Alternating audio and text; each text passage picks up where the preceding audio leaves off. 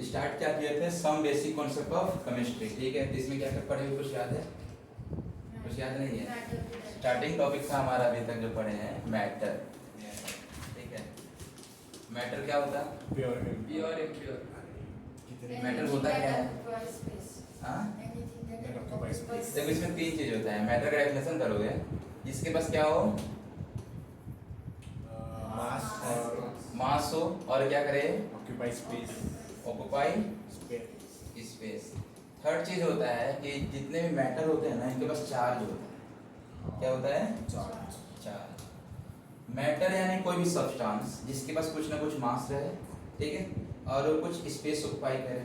तो जिनके पास मास होता है ना, यानी वो एटम से मिल के बने हैं, तो कोई भी मैटर जो होता है, स्मॉलेस्ट पार्टिकल क्या है उसका? मैटर है। मैटर किससे बना है? तो मैटर, कोई भी मैटर होता है उसका स्मॉलेस्ट यूनिट होता है क्या? एटम, ठीक है। और एटम के बारे में आपको नॉलेज होगा कि बीच में क्या होता है, पॉजिटिव चार्ज, जिसे क्या बोलते हैं? प्रोटॉन, ठीक है। प्रोटॉन के साथ और क्या रहता है? न्यूट्रॉन रहता है। और प्रोटॉन के इर्द गिर्द क्या घूमते हैं? इलेक्ट्रॉन्स, ठीक है। तो इसी इलेक्ट्रॉन की वजह से मान लो अगर हमारे पास कौन सा एटम है, सोडियम एटम है, एटॉमिक नंबर 11। तो 11 है, तो इसका इलेक्ट्रॉनिक कॉन्फ़िगरेशन करोगे तो क्या आएगा? 2 8 1। यहाँ इससे स्टेबल बनने के लिए ऑक्टेट बनाएगा क्या? ऑक्टेट बनाएगा। तो ऑक्टेट बनाने के लिए 1 इलेक्ट्रॉन क्या करना पड़ेगा? यहाँ पे लूज करना पड़ेगा। आपको पता होगा जो इलेक्ट्रॉन लूज करते हैं उस पर कौन सा चार्ज आता है? Sodium plus. अगर 1 इलेक्ट्रॉन लूज कर रहा है तो क्या आएगा?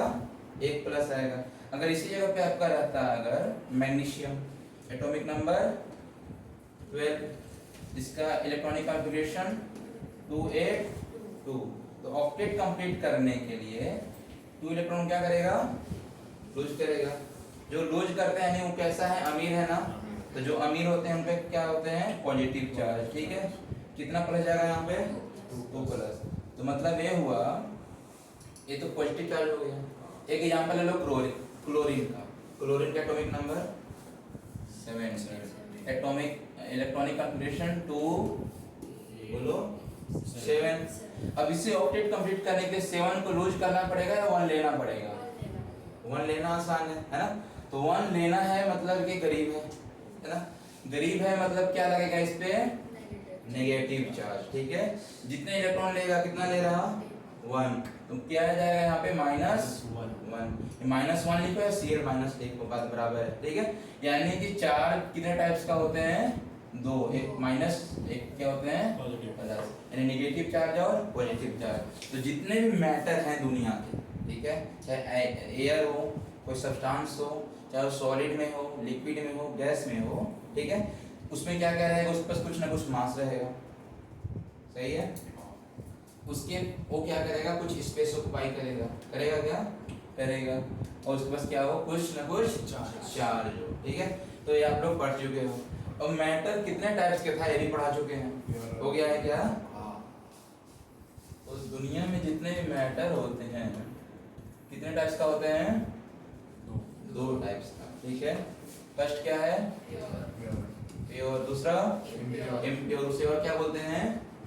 मिक्सचर। वेरी गुड,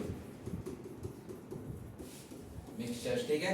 तो जो प्योर मैटर होते हैं वो कितने टाइप्स का? जल्दी जल्दी बताइए, हो चुका है पढ़ाई। एलिमेंट एंड कंपाउंड्स, ठीक है। और जो मिक्सचर होते हैं कितने टाइप्स का होते हैं? Homogeneous and heterogeneous. पढ़े हो, ठीक है। तो मिक्सचर जो होते हैं क्या होते हैं? होमोजीनियस एंड हेटेरोजेनियस, ठीक है। एलिमेंट क्या होता है हीरो, तुम बताओ। पता है? नहीं। एलिमेंट किसी को पता है? एलिमेंट मतलब होता है कि आप उसे कितना भी ब्रेक करो, कितना भी ब्रेक करो, कितना ही ब्रेक करो, ब्रेक होने के बाद जो था वही मिलेगा, ठीक है। अगर आप गोल्ड का सिक्का ले लो, ठीक है, तो गोल्ड को कितना ही ब्रेक डाउन करोगे ना, लास्ट में आपको गोल्ड का पार्टिकल ही मिलेगा, ठीक है। तो वैसे सब्सटेंसेस जिनको ब्रेक डाउन करने पर जो स्मॉलेस्ट पार्टिकल मिलेगा ना, जिससे एटम बोला जाता है, वो भी वही रहेगा जो स्टार्टिंग में था। समझ में आ रहा है क्या? तो वैसे को क्या बोलते हैं? एलिमेंट बोलते हैं। तो एलिमेंट्स होते हैं कितने टाइप्स का है? 3 टाइप्स का। कौन कौन?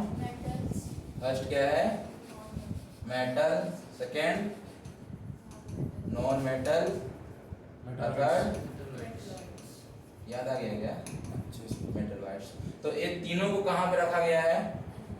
मॉडर्न पीरियोडिक टेबल में। ठीक है, पीरियोडिक टेबल में यही पढ़ते हैं हम लोग, मेटल, नॉन मेटल और बीच का जो होते हैं मेटलॉइड्स होते हैं। एग्जांपल्स पता है क्या मेटल्स का? एग्जांपल जैसे सोडियम हो जाएगा। ठीक है, यहाँ पे हम लोग देखें सोडियम, जो इलेक्ट्रॉन देते हैं, जो इलेक्ट्रॉन लूज करते हैं, क्या कहलाते हैं? मेटल। जो इलेक्ट्रॉन गेन करते हैं क्या कहलाते हैं? Non metal. सही है क्या? और जो बीच वाले होते हैं क्या होते हैं? मेटलॉइड्स। याद है क्या मेटलॉइड्स के एग्जांपल? सिलिकॉन और कुछ है क्या? आर्सेनिक, याद करवाए थे पीरियोडिक टेबल में। ठीक है, तो ये जो मेटल, नॉन मेटल, मेटलॉइड्स जरूरी नहीं है कि ये सॉलिड में ही रहे, जरूरी नहीं है कि क्या रहे? सॉलिड में ही रहे। ये सॉलिड में भी हो सकता है, लिक्विड में भी हो सकता है और गैस में भी हो सकता है। जैसे अगर सोडियम है, क्या है वो? सॉलिड। मान लो अगर यहाँ पे ले लें हम ब्रोमीन, क्या हो जाएगा ये? ब्रोमीन कैसा होता है? लिक्विड होता है। ठीक है, रूम टेम्परेचर में कैसा होता है? लिक्विड। मरकरी कैसा होता है? लिक्विड होता है। गैस तो बहुत सारा है नॉन मेटल्स में, है ना? जितने भी गैसेज आ जाएंगे सारे गैस में ही होते हैं। ठीक है, ऑक्सीजन हो गया, हाइड्रोजन हो गया, जितने भी गैस हैं मैक्सिमम, तो सारे क्या है? नॉन मेटल्स ही हैं सारे। ठीक है, तो ये तो एलिमेंट हो गया, समझ में आया? अब अगर एलिमेंट और एलिमेंट, एक एलिमेंट, दो एलिमेंट अगर मिल जाएंगे आपस में, या दो या दो से ज्यादा एलिमेंट मिल जाएंगे, क्या बनाएंगे? कंपाउंड्स बनाएंगे। एलिमेंट्स में जरूरी नहीं है कि मेटल नॉन मेटल ही मिले। सही है, ऐसा भी हो सकता है कि मेटल मिले, मेटल मिल जाए। सही है, वो भी क्या हो जाएगा? कंपाउंड्स। ठीक है, मेटल नॉन मेटल मिले तो भी क्या? Compound. Non metal non metal भी मिले तो क्या है? कंपाउंड्स है। अगर नॉर्मल रहेगा हाइड्रोजन तो क्या है वो? गैस है, यानी नॉन मेटल है क्या? यानी एलिमेंट है क्या? एलिमेंट बोल सकते हैं। मान लो यहाँ पे नाइट्रोजन क्या है? गैस। क्या है ये भी? नॉन मेटल है। अब दोनों को मिला दोगे तो क्या बन जाएगा? NH3 बनेगा क्या? तो क्या है? कंपाउंड। ऑक्सीजन अकेला रहेगा तो क्या है वो? एलिमेंट्स। ठीक है, अब H2O मिला दो, यानी कि एक ऑक्सीजन के साथ दो हाइड्रोजन। ठीक है, तो क्या बन गया ये? पानी। तो क्या है? कंपाउंड है क्या? कंपाउंड। समझ आ रहा? तो कंपाउंड और एलिमेंट्स आ गया आपको समझ में। उसके बाद आते हैं होमोजीनियस और हेटेरोजीनियस। होमोजीनियस बना ही है दो वर्ड से, होमो एंड जीनियस। समझ में आ रहा? होमो यानी क्या होता है? Uniform composition. Very good, uniform composition. ठीक है, यानी ऐसा कोई सॉल्यूशन या ऐसा कोई मिक्सचर, ठीक है, जिसमें यूनिफॉर्मली डिस्ट्रीब्यूट रहे कौन क्या चीज? Solute particle. ठीक है, यानी यहाँ पे हम लोग मिक्सचर पढ़ रहे हैं ना, दो या दो से ज्यादा रहेगा। हम लोग यहाँ बात करते हैं बाइनरी मिक्सचर का। बाइनरी मतलब कि दो उसमें दो चीज जुड़ा रहेगा। ठीक है, तो जो स्मॉल अमाउंट में जुड़े होते हैं उनको क्या बोलते हैं? सॉल्यूट। ठीक है, जो लार्ज अमाउंट में होते हैं उन्हें क्या बोलते हैं? ये सब हो चुका है। ठीक है, ज्यादा टाइम नहीं देना सब पे। Solute and solvent. सॉल्यूट यानी जो कम अमाउंट में है, सॉल्वेंट यानी जो ज्यादा अमाउंट में है। ठीक है, तो ये होता है क्या? सॉल्यूट एंड सॉल्वेंट मिलके क्या बनाएगा? Homogeneous mixture. तो होमोजेनियस मिक्सचर के एक टाइप आता है आपको, जिसमें पढ़ना है आपको क्या? सॉल्यूशन। ठीक है, सॉल्यूशन क्या होता है? Homogeneous mixture. ठीक है, हेटेरोजेनियस की बात करें, टू टाइप्स का होता है। कौन कौन? नॉन कंपोजिशन और सस्पेंशन। Colloids and suspension. याद है क्या? Colloids and suspension. Suspension. Colloids में होता क्या है कि जो पार्टिकल साइज सॉल्यूट का, ठीक है, अब यहाँ पे नाम चेंज हो जाएगा। हेटेरोजेनियस है ना, वहां पे क्या यूज किए थे? Solute plus solvent. यहाँ पे सॉल्यूट की जगह पे हम यूज करते हैं क्या? याद है किसी को? Dispersion medium dispersion phase. ठीक है, सॉल्यूट जो यानी जो कम अमाउंट में रहेगा, हेटेरोजेनियस मिक्सचर में उसे बोलते हैं क्या? Dispersion phase. मतलब जो मीडियम यानी जो सॉल्वेंट जैसा रहेगा, जो ज़्यादा अमाउंट में रहेगा, उन्हें क्या बोलते हैं? Dispersion medium. ठीक है, तो यहाँ पे बात करते हैं डिस्पर्सन फिर, डिस्पर्सन मीडियम, सस्पेंशन भी सेम। ठीक है, तो डिफरेंस कैसे करोगे यहाँ पे? कौन डिफरेंट है कौन अलग है? तो होता क्या है कि अगर सॉल्यूशन में है तो सॉल्यूट का साइज अगर लेस देन 1 नैनोमीटर, यानी यहाँ लिख देंगे क्या? इसमें क्या होता है? Less than 1 nanometer. मतलब ऐसे देखो, यहाँ पे क्या है? 1 नैनोमीटर है। ठीक है, 1 नैनोमीटर, और इधर आपका है 10⁻³ नैनोमीटर। ठीक है, अगर 10⁻³ नैनोमीटर से ज्यादा है पार्टिकल साइज, तो ए वाला एरिया क्या कहलाएगा? सस्पेंशन। ठीक है, क्या कहलाएगा? सस्पेंशन। और 1 नैनोमीटर के पहले जो साइज रहेगा वो क्या कहलाएगा? सॉल्यूशन। ठीक है, और बीच वाला हो गया क्या है? कोलाइड्स। ठीक है, कोलाइड्स के यहाँ पर क्या होते हैं? मिल्क। ठीक है, सस्पेंशन के यहाँ पर हॉट वाटर, सैंड वाटर। ठीक है, मिट्टी को पानी में मिला दो, जो बनेगा ना क्या हो जाएगा? वो सस्पेंशन। ठीक है, तो यह समझ में कैसा हो चुका था। ठीक है, इसके बाद हम लोग देखते हैं कि मैटर बनते हैं किससे हैं? कोई एटम से ही। तो एटम कभी भी इंडिपेंडेंट नहीं रह सकता, जानते हो क्या? 9th में पढ़े होगे आप लोग, atoms and molecule, chapter number 3 में। वहाँ पे पढ़ना था एटम्स जो होते हैं वो कभी भी सिंगल इंडिपेंडेंट नहीं रह सकते, उसको अकेला मन नहीं लगता है। ठीक है, तो यानी कि एक एटम अपने पड़ोसी को ढूंढेगा क्या? ढूंढेगा। तो एटम प्लस एटम ऐसे जुड़ जाएंगे, एटम एटम। ठीक है, तो क्या बन जाएंगे? एटम प्लस एटम क्या बन गया? मॉलिक्यूल। तो स्मॉलेस्ट यानी कि कोई भी मैटर का स्मॉलेस्ट यूनिट जो इंडिपेंडेंट रहे, क्या रहे? जो आजादी से रहे, इंडिपेंडेंट रहे, उसे क्या बोलते हैं? मॉलिक्यूल। यानी कि मॉलिक्यूल ही वो छोटा पार्टिकल है जो इंडिपेंडेंट रह पाता है। ठीक है, या फिर ऐसे ही बोल सकते हो, मॉलिक्यूल ही एक छोटा पार्टिकल है जो मैटर के प्रॉपर्टी को शो करता है। समझ में आया क्या? तो ये मॉलिक्यूल क्या होते हैं? Element plus element. सही है, यानी एटम प्लस एटम। मॉलिक्यूल क्या है? Atom plus atom. एक या एक से ज्यादा एटम अगर मिल जाएगा तो क्या बनेगा? मॉलिक्यूल। जैसे अगर हाइड्रोजन कभी अकेला रहता है क्या? नहीं। हाइड्रोजन क्या रहेगा? H2, तो क्या बोलेंगे इसको? डाई एटॉमिक है क्या? Die atomic. ऑक्सीजन को ले लो, क्या होता है? डाई एटॉमिक होता है, सुने हो गया? तो monoatomic, diatomic, polyatomic ऐसे पढ़े होगे आप लोग एटम्स में। ठीक है, यानी एटम एटम कंबाइन होंगे। ठीक है, तो यहाँ से एक रूल शुरू होता है कि law of chemical combination. Chemical combination यानी जितने भी केमिकल्स है ना वो कंबाइंड होने के लिए कुछ ना कुछ रूल होना चाहिए। कैसे रूल होंगे? उससे ऐड होने के लिए। ये भी क्लास में हो चुका है पढ़ा। ठीक है, रिवीजन चल रहा है अभी। मान लो अगर हीलियम है, अकेला रहेगा, दो रहेगा। हीलियम अकेला होता है। ठीक है, हीलियम अकेला ही कोष है, यानी ये मोनो एटॉमिक है। कुछ ऐसे आएंगे आपके पास एटम जो पॉली एटॉमिक होते हैं। ठीक है, तो समझ में आ रहा है क्या? कोई डाउट यहाँ पे? चलो ठीक है, तो अब यहाँ पे क्या करना है मेरे को कि अब इसके बाद पढ़ना था रूल कंबाइन होने के लिए। तो यहाँ पे डाल्टन सर ने एक लॉ बनाया जिसका नाम क्या है? लॉ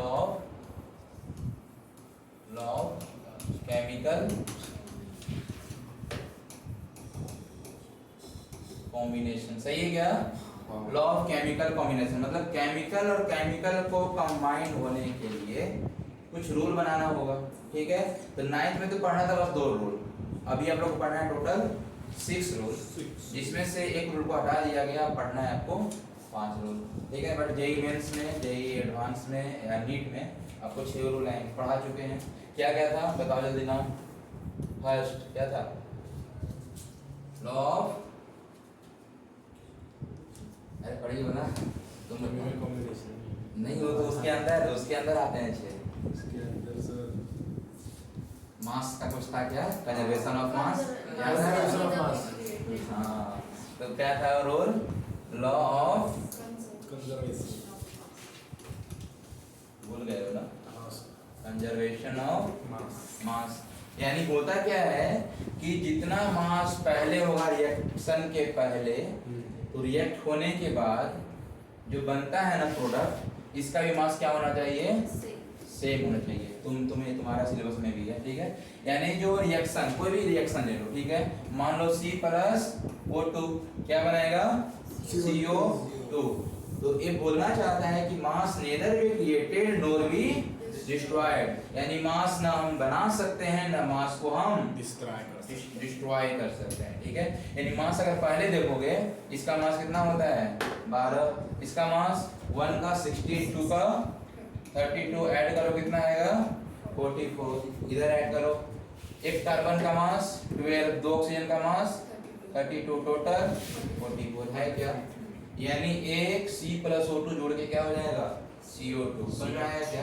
तो ये क्या था? लॉ ऑफ कंजर्वेशन ऑफ मास। यानी ऐसे ही बोल सकते हो कि जितना एटम्स पहले होगा उतना ही एटम्स बाद में होना चाहिए, सही है। यानी कार्बन का यहाँ 1 एटम, यहाँ भी 1 एटम, ऑक्सीजन का यहाँ 2 एटम, ऑक्सीजन का यहाँ भी 2 एटम। अगर कोई रिएक्शन आपको ऐसा दिया हुआ है H2 plus O2 gives H2O, यहाँ बताओ H2 कितना एटम है? यहाँ पे 2, ठीक है। तो ठीक है, ऑक्सीजन कितना एटम है? 2, यहाँ पे 1। यानी हम एटम बराबर करना पड़ेगा क्या? करना पड़ेगा।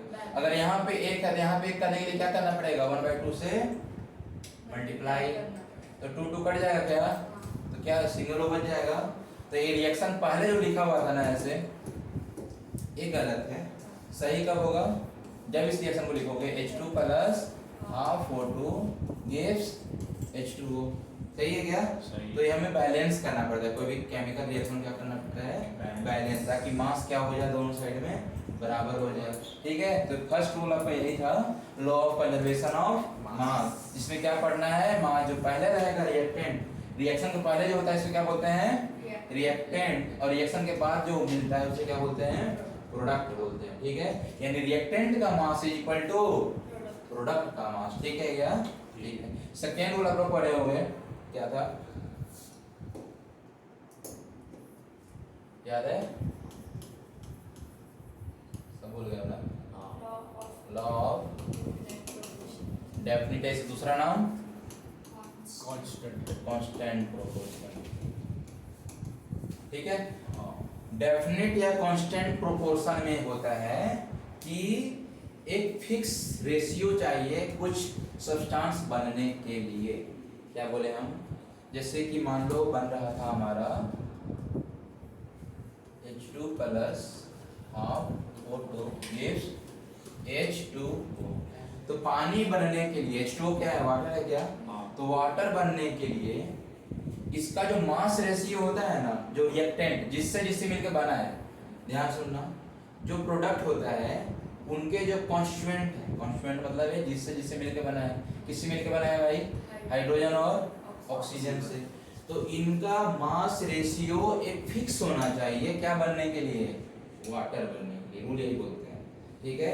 जो सब्सटेंस है उनके जो कॉन्स्टिट्यूएंट हैं उनके मास रेशियो फिक्स होना चाहिए, तभी H2O बनेगा। मास रेशियो का मीनिंग H का मास सिंगल का 1, H कितना है यहाँ पे? 2, तो H2 का मास कितना हो गया? 2। 1 ग्राम में लेता है तो क्या हो जाएगा इसका? 2 ग्राम। अगर ऑक्सीजन अकेला है क्या, यानी कितना हो गया है? 16 ग्राम। रेशियो निकालोगे क्या आ जाएगा? 1:8। यानी अगर आपके पास 1 ग्राम ऑफ हाइड्रोजन लेते हो, तो अगर जब आप 8 ग्राम ऑफ ऑक्सीजन लोगे तभी क्या मिलेगा आपको? वाटर मिलेगा। जहां चेंज कर दिए 8 को 9 कर दिए, ठीक है, यानी 1 ग्राम ऑफ हाइड्रोजन के साथ 9 ग्राम ऑफ ऑक्सीजन हो जाएगा, तो वाटर बनेगा क्या? नहीं बनेगा, वाटर नहीं बनेगा।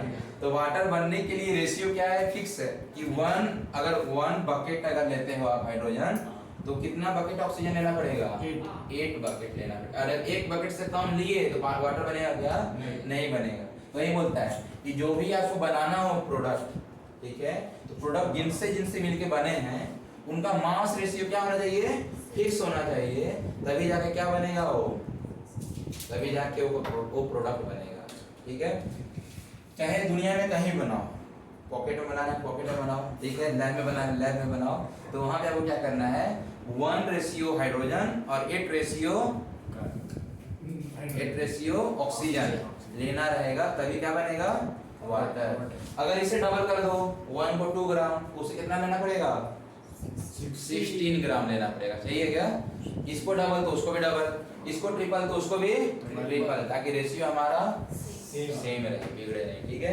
तो यही था आपका लॉ ऑफ सेकंड लॉ, ठीक है। इसके बाद थर्ड लॉ क्या पढ़े थे, याद है, third law of multiple proportion. मानते हैं 3 क्लास नहीं किए, तुम लोग तो क्लास किए हो ना, बोलो तुम लोग यार, लॉ ऑफ मल्टीपल प्रोपोर्शन, ठीक है। मल्टीपल प्रोपोर्शन में होता क्या है, मल्टीपल मतलब ऐसे नहीं होता एक से ज्यादा, ये वाला बात यहाँ पे नहीं हो रहा, ठीक है। लॉ ऑफ मल्टीपल प्रोपोर्शन ये बोलता है कि आपके पास मान लो 2 एलिमेंट हैं, सपोज मान लो कितने एलिमेंट हैं, 2 एलिमेंट हैं, मान लो कार्बन है और क्या है, ऑक्सीजन, ठीक है। तो कार्बन और ऑक्सीजन मिलके जरूरी नहीं है कि CO2 ही बनाए, ठीक है। ऐसा भी हो सकता है कार्बन और ऑक्सीजन मिलके क्या बना ले, कार्बन मोनोऑक्साइड भी बना सकता है, क्या बना सकता है। हाँ, ये बैलेंस करना पड़ेगा, C+O2 है तो यहाँ पे O2 लेना पड़ेगा, यहाँ पे भी O2 रहेगा, वो कभी सिंगल नहीं रहता है, ठीक है। तो C+ ऑक्सीजन O2 मिलके CO2 ही बना सकता है, C+O2 मिलके क्या बना सकता है, CO। तो CO कब बनेगा, जब इसको क्या लेना पड़ेगा, हाफ O2, सही है क्या। तो यहाँ पे रूल ए बोलता है कि ये जो बना है ना अलग अलग टाइप का प्रोडक्ट, ये जिससे जिससे बना है मिलके, जिससे जिससे बना है मिलके, उसमें एक तो सेम रहेगा और दूसरा जो डिफरेंट है वो एक दूसरे का मल्टीपल होगा, क्या होगा, मल्टीपल। यहाँ देखो किससे बना है, कार्बन से, कार्बन का मास 12, यहाँ पर ऑक्सीजन का मास 2 है तो 30, ठीक है। यहाँ पे कार्बन का मास 12, यहाँ ऑक्सीजन का मास 2 पड़ जाएगा, कितना बचेगा, 16। बताओ क्या बोले थे रूल, जो सेम होगा उससे मतलब नहीं है, जो डिफरेंट होगा एक दूसरे का क्या होगा, मल्टीपल होगा। बताओ यहाँ 16 का मल्टीपल है क्या, 32 है क्या, यही क्या था लॉ ऑफ मल्टीपल प्रोपोर्शन। जो दूसरे एटम जो डिफरेंट होते हैं उनके क्या रहेगा, वो मल्टीपल में रहेगा। बोलो आया क्या समझ में, नहीं ना। तो यहाँ पे इसका रेशियो भी निकालना है, तो 16:32। तो ऐसे भी रूल होता है कि स्मॉल होल नंबर बियर करते हैं, मतलब कि क्या है 16 2 जा, यानी क्या हो जाएगा ratio 1:2। Small whole number ratio है, बियर कर रहा है क्या, कर रहा। तो मल्टीपल का मीनिंग है, समझो कि इसका मल्टीपल है, मल्टीपल मतलब बहुत सारा, वैसा वाला नहीं है, ठीक है। होता है ना मल्टीपल आदमी लोग हैं, यानी अलग अलग, वैसा वो वाला मल्टीपल नहीं है। मल्टीपल यानी जो डिफरेंट रहेगा उसी क्या वो क्या रहेगा, मल्टीपल, ठीक है। इसके बाद आप लोग पढ़े हो 4th रूल, नाम बताओ।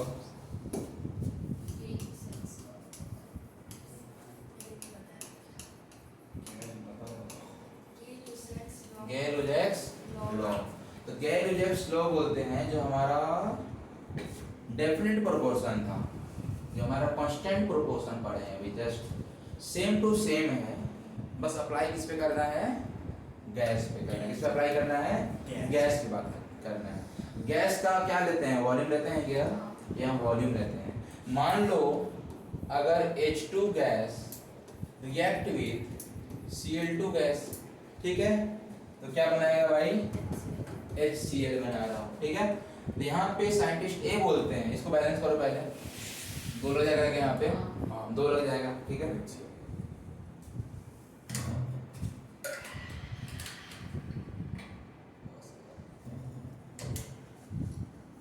दो लग गया क्या। साइंटिस्ट ये बोलते हैं कि अगर इसका कुछ नहीं तो यानी 1 मान सकते हैं क्या यहाँ पे,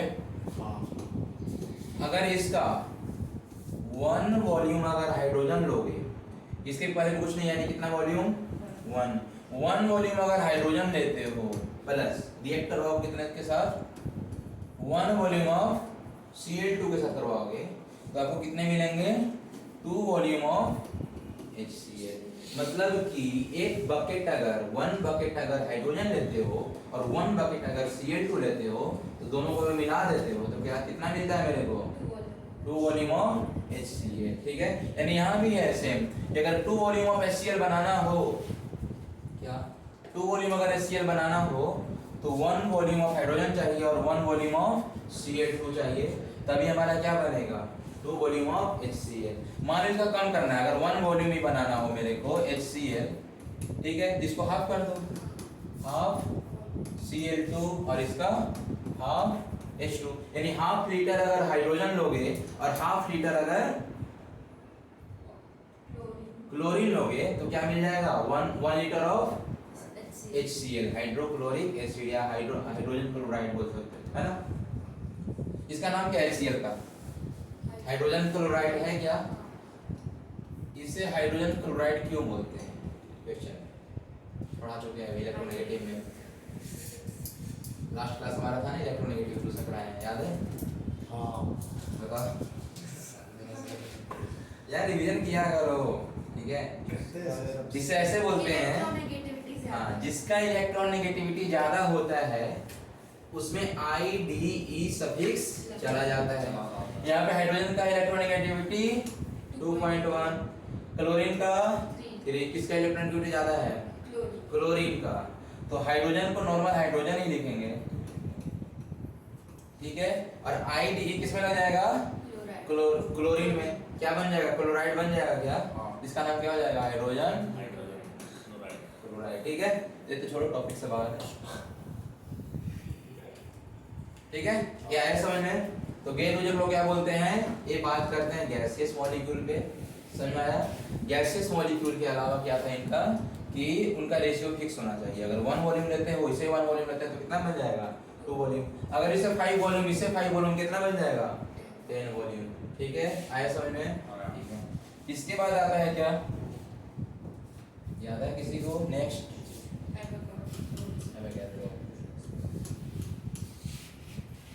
एवोगैड्रो।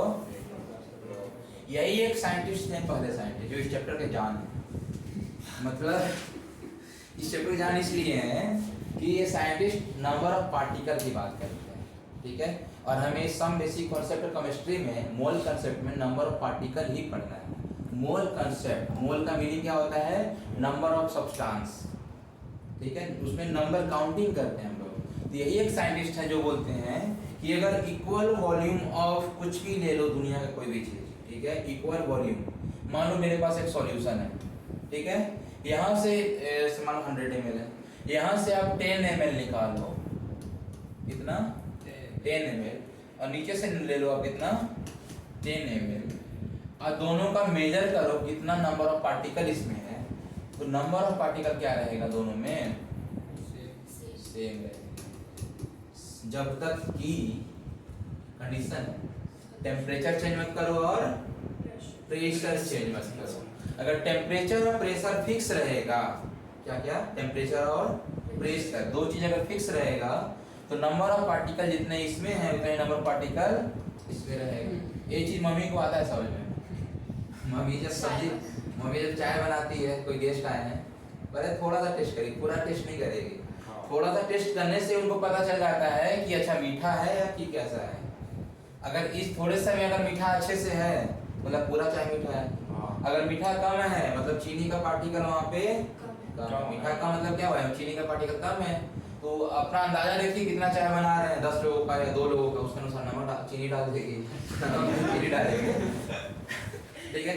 और अगर मम्मी अगर सब्जी बना रही हो, ठीक है, तो बोलती है ना बेटा का टेस्ट कर लो, मेरे साथ हुआ है ऐसा, ठीक है।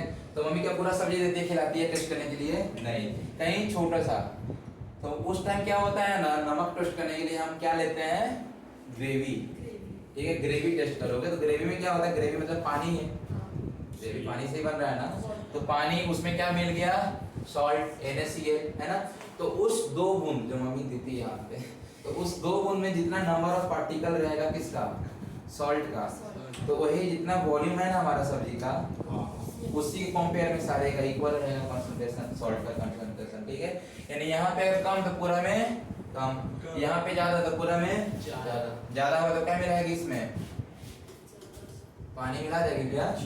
पानी मिला देगी, यानी उसको क्या बोलते हैं? पानी मिला देने के बाद डाइल्यूट हो गया, ठीक है, यानी डाइल्यूशन बढ़ा देती है। अगर मान लो मेरे पास कोई सब्सटेंस है जिसमें नंबर ऑफ पार्टिकल क्या है? पार्टिकल ज़्यादा है, ठीक है। अब हमें थोड़ा कम करना है पार्टिकल, क्या करोगे? डाइल्यूट करेंगे। डाइल्यूट कैसे करते हैं? इसमें क्या मिला दोगे? H2O, ठीक है। और अगर नंबर ऑफ पार्टिकल कम है, मीठा कम है, तो क्या करोगे? पार्टिकल डाल दोगे। पार्टिकल मान लो खत्म हो गया तो इसके साथ छेड़छाड़ करो, अलग से पार्टिकल नहीं डालना है अब। तो इसको क्या कर देंगे? इसे हीट कर देंगे। क्या कर देंगे? हीट कर देंगे। जब हीट करेगा पानी क्या हो जाएगा? बाहर। पानी उड़ेगा तो क्या बन जाएगा? वो थोड़ा कंसंट्रेटेड बन जाएगा, है ना। कभी देखे होगे दूध अगर ज्यादा दिन चढ़ा रह जाएगा तो एकदम थोड़ा सा बचता है, कैसा लगता है? वो ज्यादा मीठा लगता है क्या? हाँ, मीठा क्यों लगता है? यही रीजन है, ठीक है। तो अवोगाद्रो रूल समझ में आया? क्या बोलते हैं कि इक्वल वॉल्यूम ऑफ, अगर इक्वल वॉल्यूम रहेगा तो उसमें नंबर ऑफ पार्टिकल भी क्या रहेंगे? सेम रहेंगे। आया क्या समझ में? ठीक है। तो ये तो आपका पढ़ लिया लॉ, ठीक है। लॉ के बाद आपको पढ़ना था क्या क्या? लॉ के बाद आप लोग पढ़े हो इसमें अलग अलग टाइप का मासेज वगैरह, ठीक है। तब अपना टॉपिक पे आते हैं जो आज से पढ़ना है अपन को, ठीक है। लॉ के बाद आते हैं, आपको पढ़ना था डाल्टन्स एटॉमिक थ्योरी, ठीक है। थ्योरी पार्ट है, आपको नोट्स कर लेना, समझ में आ जाएगा, पढ़ा चुके हैं ऑलरेडी। डाल्टन्स एटॉमिक थ्योरी और मॉडर्न एटॉमिक थ्योरी, ठीक है, 9th में पढ़े होंगे। डाल्टन सर ने एटम्स के बारे में क्या क्या थ्योरी दी, ठीक है। तो उनका 5-6 थ्योरी है कि जैसे वो बोलते हैं कि स्मॉलेस्ट पार्टिकल क्या होता है? किसी मैटर का स्मॉलेस्ट पार्टिकल एटम। बट वो गलत साबित हो गए क्या?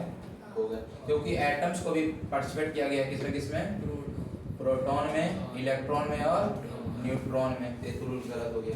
दूसरा रूल क्या बोलता है कि अगर सेम एलिमेंट हो तो उसमें नंबर ऑफ जो एटम्स होते हैं उनका प्रॉपर्टी भी क्या रहेगा? सेम रहेगा। बट ऐसा जरूरी है क्या? नहीं। तो मान लो ये तब गलत हुआ जब कार्बन का आइसोटोप निकाला गया, मतलब आइसोटोप का जब खोज हुआ, मतलब element same, carbon carbon carbon, ठीक है। इनका क्या है? मास अलग अलग रहेगा, 12 13 14, ठीक है। A1 है, एटॉमिक नंबर 6, ठीक है। तो क्या इनका प्रॉपर्टी सेम रहेगा क्या? नहीं, प्रॉपर्टी चेंज। जब मास चेंज तो प्रॉपर्टी चेंज, ठीक है। बट डाल्टन सर क्या बोल रहे हैं कि सेम एलिमेंट, कार्बन ही है ना, सेम एलिमेंट का प्रॉपर्टी क्या होगा? सेम होगा। तो गलत हुआ क्या? गलत हो गया। इनका थर्ड लॉ बोलता है कि जो डिफरेंट एलिमेंट हैं उनका प्रॉपर्टी डिफरेंट होता है हमेशा, बट ऐसा जरूरी नहीं है। मान लो आपके पास क्या मिल जाए? नाइट्रोजन, जिसका मास कितना होता है? 14, एटॉमिक नंबर 17। तो बोलना चाह रहे हैं डिफरेंट एलिमेंट का प्रॉपर्टी डिफरेंट। अब मान लो यहाँ नाइट्रोजन है, यहाँ पे क्या है? कार्बन, इसका मास 14, इसका मास भी 14। तो बहुत सारे प्रॉपर्टी क्या होते हैं? दोनों का सेम होता है। बट साइंटिस्ट क्या बोल रहे हैं कि different element property are different. But ऐसा होता है क्या? ऐसा नहीं होता है। तो ये रूल इनका गलत हो गया, ठीक है। अभी ना कुछ रूल सही भी है, अगर गलत किया था सारा तो नहीं पढ़ते हैं, ठीक है। इनका कुछ रूल सही क्या है? ये बोलते हैं कोई भी केमिकल रिएक्शन होते हैं, ठीक है, तो केमिकल रिएक्शन जो पार्टिसिपेट होता है ना वो स्मॉलेस्ट एटम ही कहलाता है। मतलब कि यहाँ इलेक्ट्रॉन प्लस प्रोटॉन प्लस ऐसे नहीं मिलकर नहीं बना रहा रिएक्शन। तो रिएक्शन में जो पार्टिसिपेट लेते हैं, जो रिएक्शन करवाते हैं, ठीक है, तो रिएक्शन में होने वाले को क्या बोलते हैं? एटम्स। तो एटम में छोटा मॉलिक्यूल है जो रिएक्शन करवाता है। ये भी का सही रूल था, ठीक है। इसमें और भी बहुत सारे रूल पढ़ाए हैं आप लोगों को, ठीक है। अब आ जाओ अपने टॉपिक पे जिसका नाम है क्या? मोल कंसेप्ट। तो नया अभी तक डाउट है?